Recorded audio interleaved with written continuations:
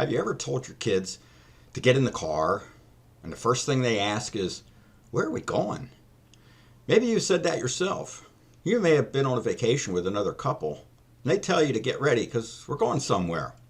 Now either you say this out loud or to yourself, "Where are we going?" I think most of us want to know where we're going or what we're to do or how we're to do it before we even start. Imagine how Noah must have felt when he was told to build an ark. I know it's a good idea to plan ahead, but you don't start building a house by just buying some 2x4s. But it does become different when God asks you to do something. In Exodus chapter 3, when Moses was told by God to go to Pharaoh and tell him to let my people go, Moses' first question was, "Who am I?" And then after 3 more excuses, Moses finally said, "Oh Lord, please send someone else." In the book of 1 Samuel, chapter 16, Samuel was asked to go to Jesse of Bethlehem and to anoint one of his sons as king of Israel. What Samuel said first was, "How can I go? Saul will hear about it and kill me." He didn't even ask yet which son he was to anoint. In Judges, when Gideon was called upon to save Israel out of Midian's hand, his response was, "But Lord, how can I save Israel? My clan is the weakest in Manasseh, and I'm the least in my family." And what about Abram, later called Abraham? In Genesis chapter 12, the Lord said to Abram, "Leave your country, your people, and your father's household, and go to a land I will show you." And then Abram said, "Where is that you want to show me to go?" No, he didn't. Verse 4 said, "So Abram left as the Lord had told him." Maybe we should follow Abraham as a good example. Okay, so now you ask, how do I know when God is asking me to do something? That's a good question, because most of us have not found a burning bush that was talking to us or heard God say verbally what we're to do or where to go. Here may be some things you can check off to consider whether to respond or not. Number 1, and probably the most important one, does this follow what God would ask or would it go against what God would ask? In other words, is it in step with God's character?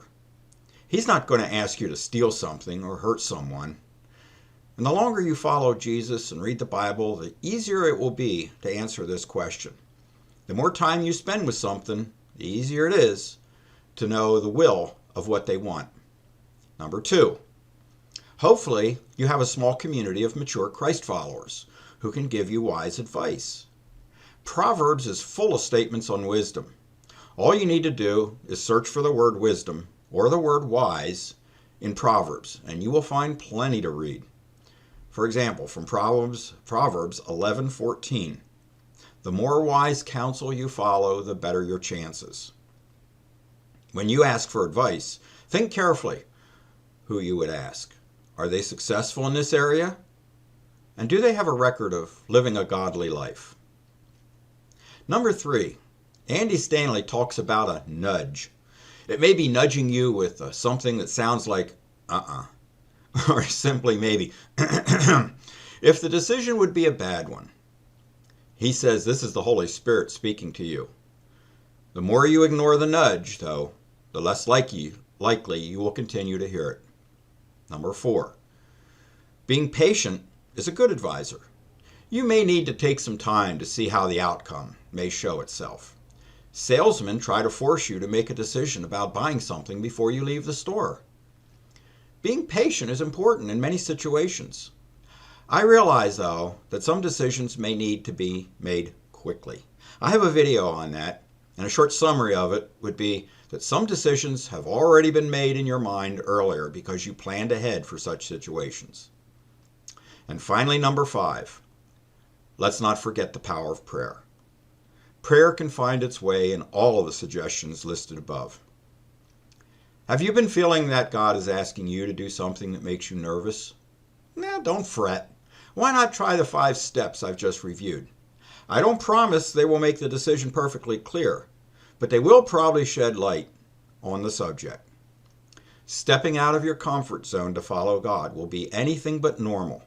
But if you decide to respond with saying no, you may regret it when you look back later in life.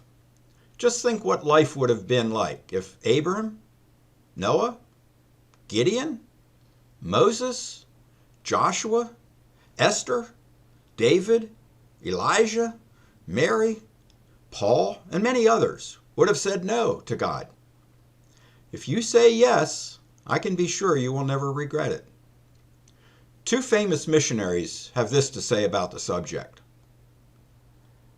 God isn't looking for people of great faith, but for individuals ready to follow him. Hudson Taylor.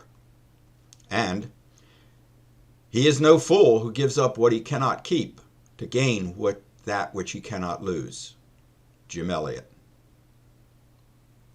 Food for thought. Eat well.